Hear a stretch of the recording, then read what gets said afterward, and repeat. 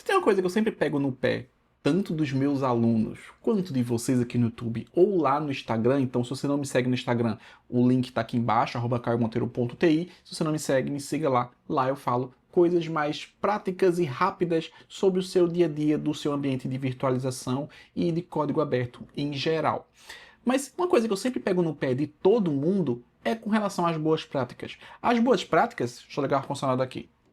As boas práticas nos ajudam a ter um ambiente performático, estruturado, documentado, com uma performance boa, né, como eu acabei de falar, com um bom nível de entrega, um SLA alto.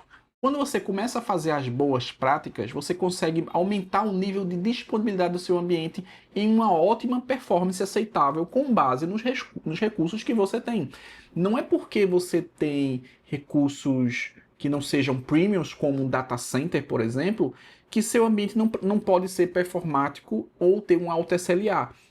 Ele vai ter um limite tecnológico dos seus recursos, sim, mas você pode aprender a tirar o melhor dos recursos que você tem. É isso que eu falo com relação a fazer o melhor com o que você tem. E as boas práticas nada mais é do que coisas que deram certo em vários ambientes que são passadas para que vocês analisem.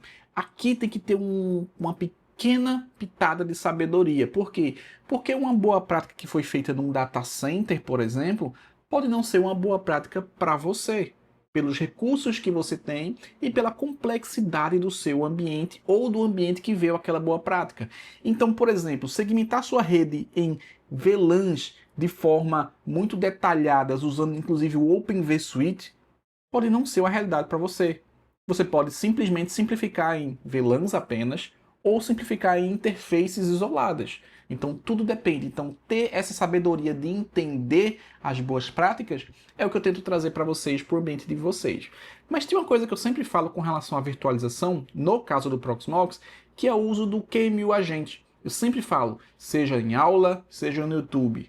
Pessoal, sempre instale o agente do QEMU e garanta que ele está funcional, ativo e, né, funcionando no seu ambiente. A palavra funcional já acaba trazendo isso.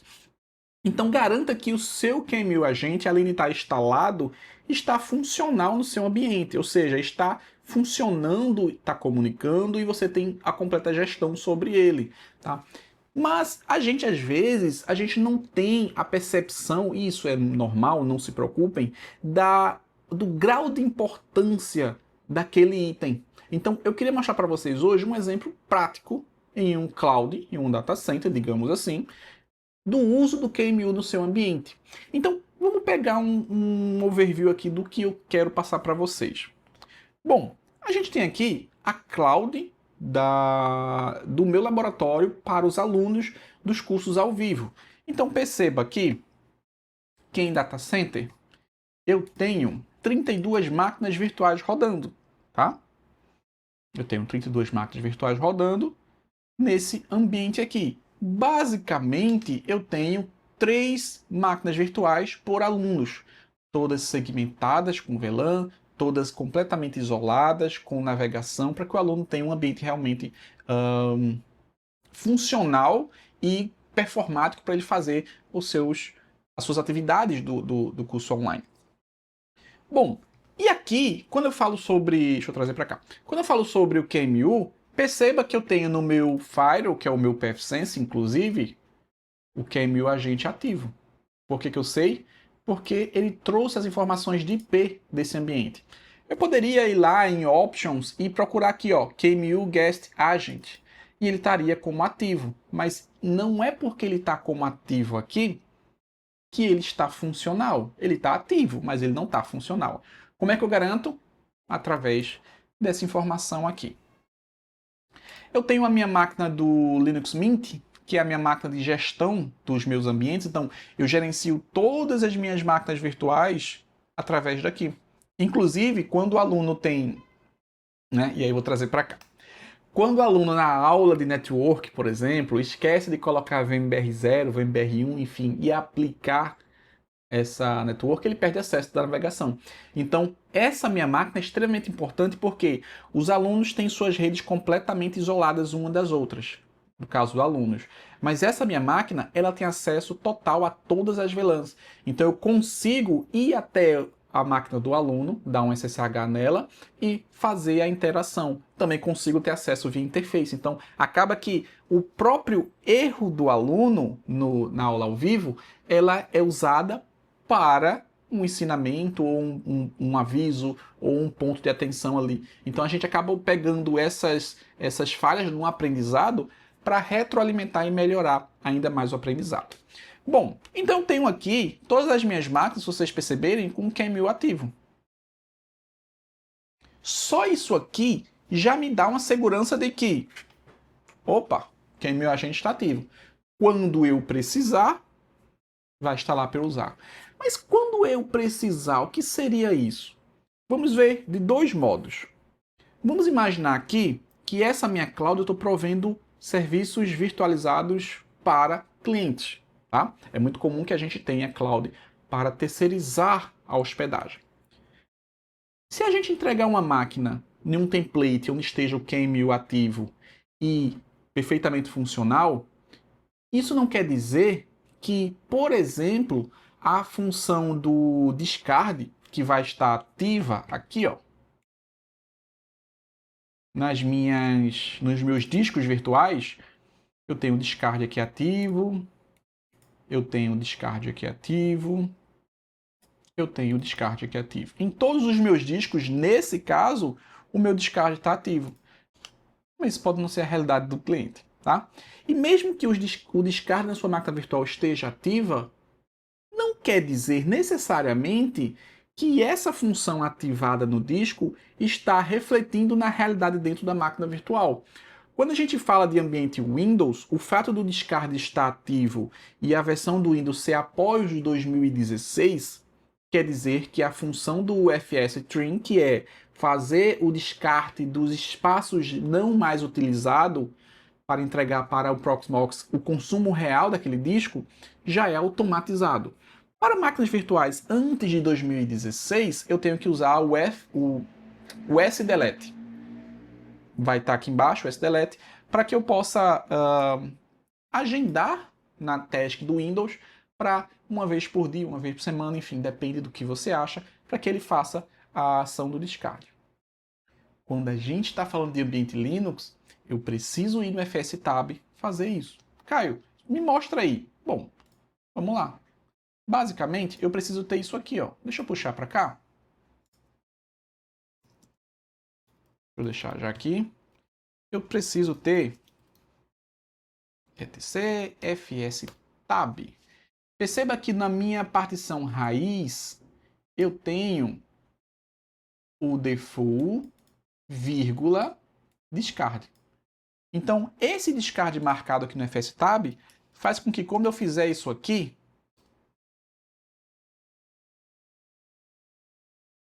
ele faça a análise e faça o descarte daquelas informações que não mais consomem.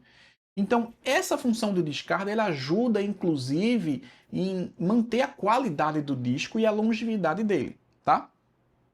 Então, perceba que o QEMU agente, ele precisa estar ativo e funcional para que eu tenha uma comunicação na minha máquina virtual. Mas, Caio, para usar o discard, eu não preciso do QEMU agente. Concordo com você.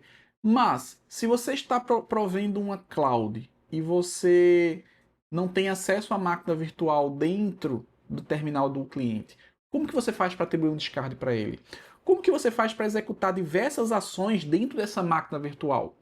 Pensando nisso, eu queria mostrar para vocês uma coisa. Bom, antes da gente começar, deixa eu só dar um aviso aqui para vocês. Eu tive um pequeno problema, né? Eu não gosto de falar muito, eu tô sumindo um pouco do Instagram, eu tive problema com meu filho, tá saindo da UTI na quarta, se Deus quiser.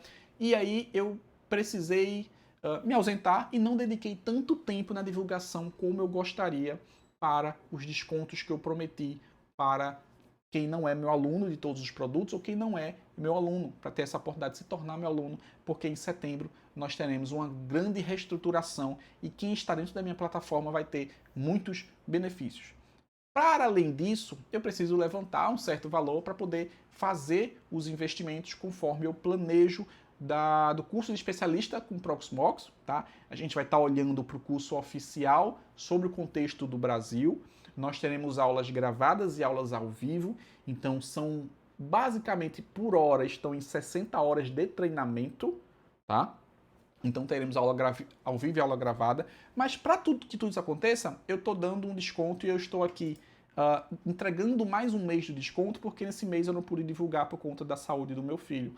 Então aqui embaixo tem esse site que é www.projetoempresalivre.com.br/desconto, tá? Eu quero que você repasse para os seus amigos, para os funcionários da empresa que você trabalha, para os seus colaboradores, para os seus gestores, porque essa é uma oportunidade realmente única de você conseguir um desconto muito bom nos meus itens no qual eu ensino para vocês. E tudo isso está explicado aqui, o porquê desse desconto, que é para todo esse investimento. Então aqui você tem um cupom de desconto, né? Desconto 60, que vai de 30/6 hoje até 31/7, né?